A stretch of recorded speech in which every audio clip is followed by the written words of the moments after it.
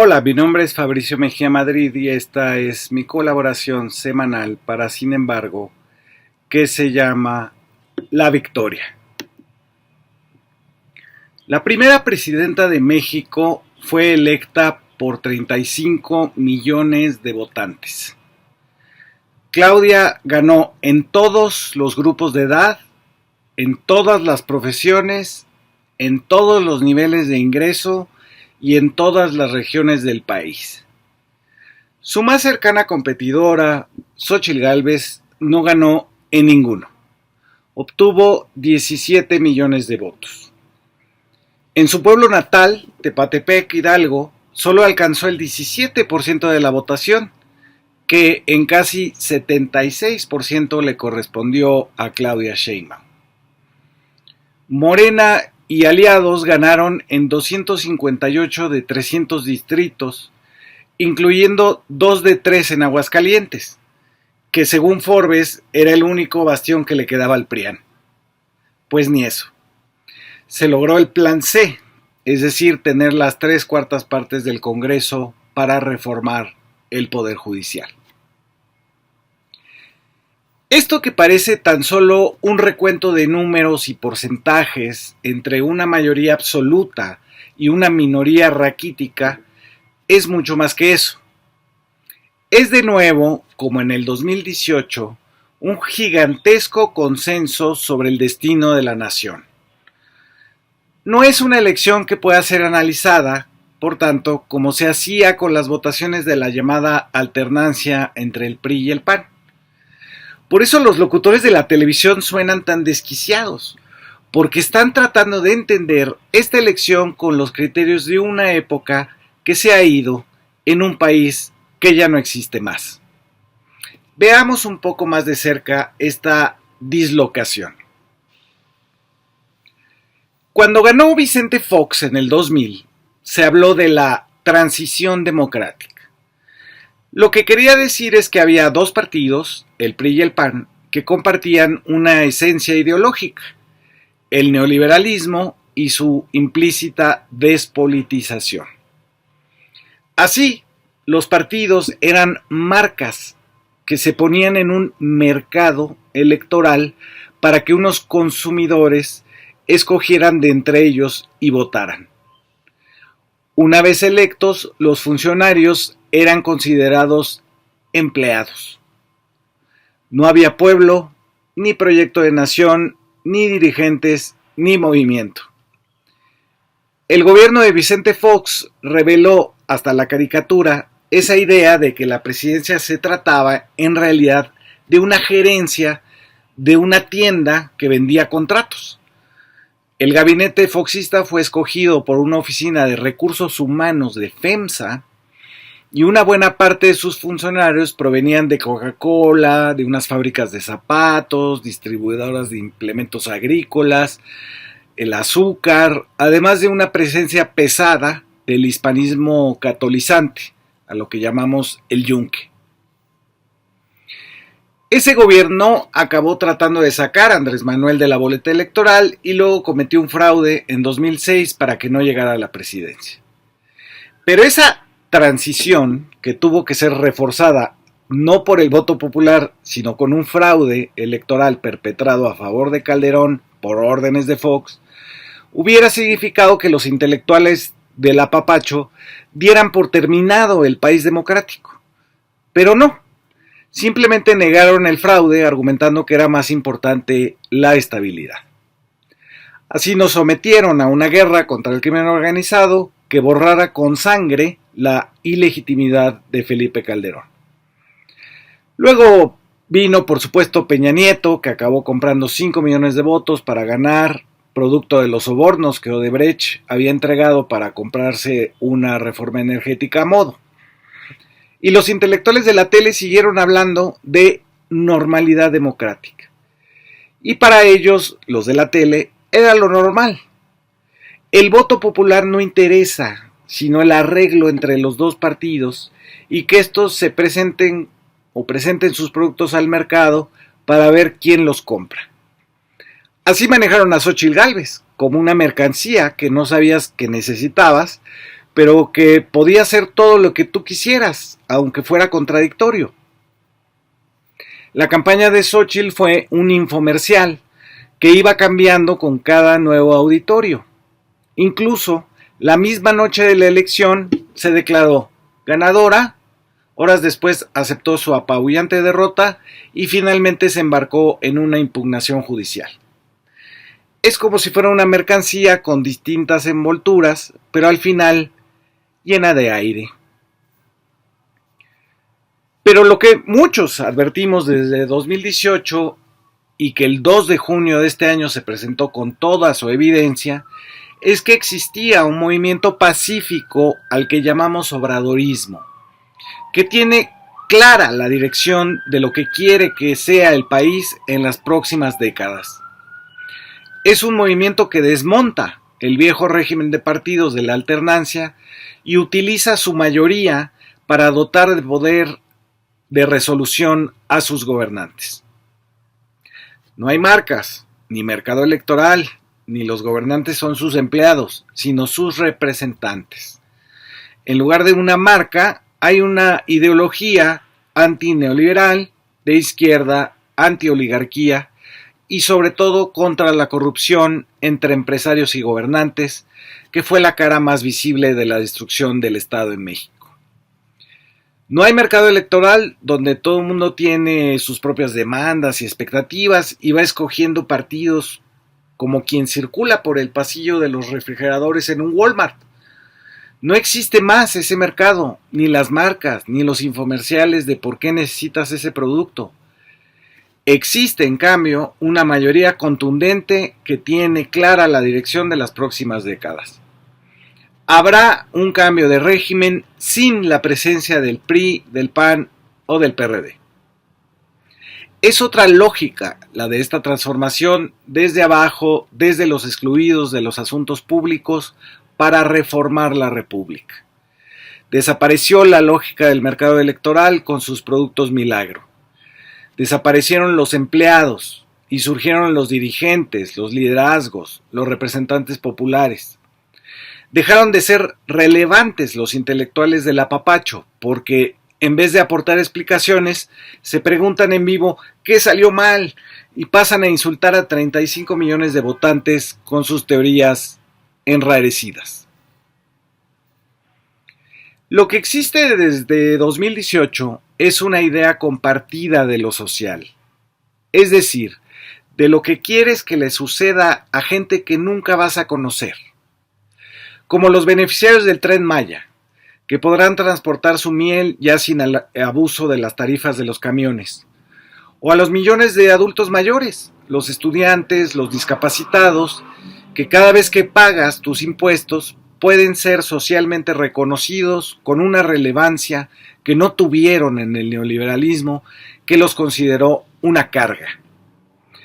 Es un país que imaginas, que no es tu familia ni tu conjunto habitacional, sino unas ciudades, unas comunidades que son tus compatriotas y que merecen dignidad, y por esa idea es que votas. En la nueva república no existen los que sobran, los daños colaterales, los desechables, los descartables. Pero bueno, apapacho con apapacho se paga, y los que salen en la tele se desvivieron en elogios al viejo régimen de la alternancia entre el PRI y el PAN, incluyendo a su propiciador, la burocracia dorada del IFE y luego del INE.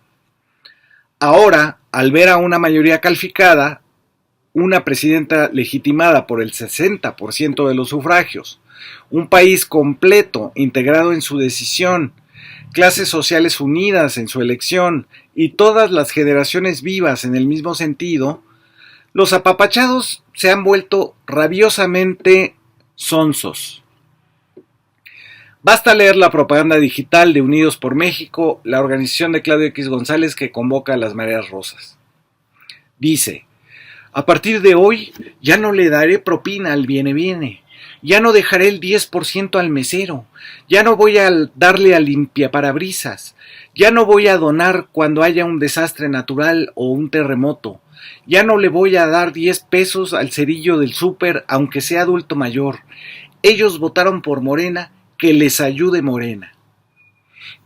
Bueno, además de confesarse como miserables que dan propinas del 10% y de 10 pesos, la Marea Rosa deja en claro que jamás entendió de qué se trataban los programas sociales, como derechos, y no como filantropía, o lo que los de arriba les quieran dar, o cuándo se los quieran dar, y a cambio de qué se los quieran dar. Hasta este momento jamás pensé que las tías prianistas daban propinas para que los meseros votaran por Xóchitl Gálvez. La mención a los desastres naturales es especialmente preocupante porque, en efecto, la derecha trató de evitar que llegara ayuda a Acapulco por el huracán Otis. Aquí expusimos el video falso del funcionario del Estado de México que mentía diciendo que el ejército se robaba la ayuda. Intentaron que no se generara un movimiento de empatía con los damnificados del huracán. Y obtuvieron exactamente lo que merecían. En Acapulco, Claudia Sheinbaum ganó por el 80% de los sufragios. Dicen los de la Marea Rosa, que les ayude Morena. Pues sí, para ellos es que una votación del 60% les va a garantizar la continuidad de los programas sociales, la ayuda directa en caso de desastre natural y el aumento de salarios por encima de la inflación. Es precisamente para eso que votamos. Pero al igual que sus comentaristas sobre representados en la tele, la Marea Rosa oculta un dato. No solo los pobres o los adultos mayores votaron por Morena. De hecho, Claudia obtuvo entre el 65% y el 52% entre gente que gana entre 10,000 pesos mensuales o 50,000, pasando por todos los de en medio. Fue Xóchitl la que no fue respaldada por la clase media que supuestamente la apoyaba. Esa clase media que supuestamente estaba muy decepcionada de López Obrador y supuestamente hasta creía que vivíamos en una dictadura militar que expedía gases de efecto invernadero. La clase media no apoyó nunca a Xóchitl y solo le concedió lo que los demás estratos sociales le otorgaron, 30%. Así que decir que los viene o los limpiaparabrisas son los que impidieron que la indígena trotskista, panista, priista, católica, protestante llegara a la presidencia, es un acto cobarde de discriminación clasista. Pero como solo pueden pensar en el dinero como diferenciador entre ellos y los demás, este pequeño grupo de locutores se fue por ahí. Su única explicación a la mano, su única conexión neuronal fue con el dinero que regalaba el gobierno. Así lo dijo el ideólogo del PRIAN, Aguilar Camín. Les dan su dinerito. Dice de los electores el mismo que le pedía dinerales a Carlos Salinas de Gortari por investigaciones no hechas. Dice, en todo caso son ciudadanos de baja intensidad. Es decir, repite la idea clasista de que la mayoría contundente de esta elección fue a cambio de algo, no por la idea de una patria menos desigual. También lo dijeron en ese programa de YouTube del publicista Larraqui, el mismo que sostuvo que entre más mentiras digas sobre Morena, mejor te va. En el programa de Larraqui se leyó una supuesta llamada telefónica que decía, como me dijo mi mamá antes de morir, este es el país del naco, nos van a tener en guetos. Va a ser una pinche dictadora de quinta, concluyó el mismo publicista. Estamos ante una sociedad de cinismo y falta de amor por México, secundó otro de sus invitados. Y al saber que Claudia había obtenido el 60%, se preguntó en qué país estuvo viviendo durante toda la campaña. Nosotros también nos preguntamos lo mismo, de él. El payaso Broso, en Latinus, volvió a culpabilizar a los mexicanos. No criticó al PRIAN, ni a su candidata, ni su estrategia de desacreditar a López Obrador y a Claudia llamándoles narcos, ni a la Marea Rosa, que vulgarizó el lenguaje del debate público casi al nivel del propio personaje de Víctor Trujillo. Explicó así su derrota este genio. Se nos vienen otros 6 años en chinga. ¿Cuál es el mensaje? Seguimos siendo hijos de Quetzalcóatl, de la madre del Tepeyac, de Pedro Infante y del santo el enmascarado de plata. La gente lo decide, pero esta es nuestra realidad de nuestro país. Se necesita un ídolo de barro, se necesita un tótem, un diosito de a peso. Ahí está.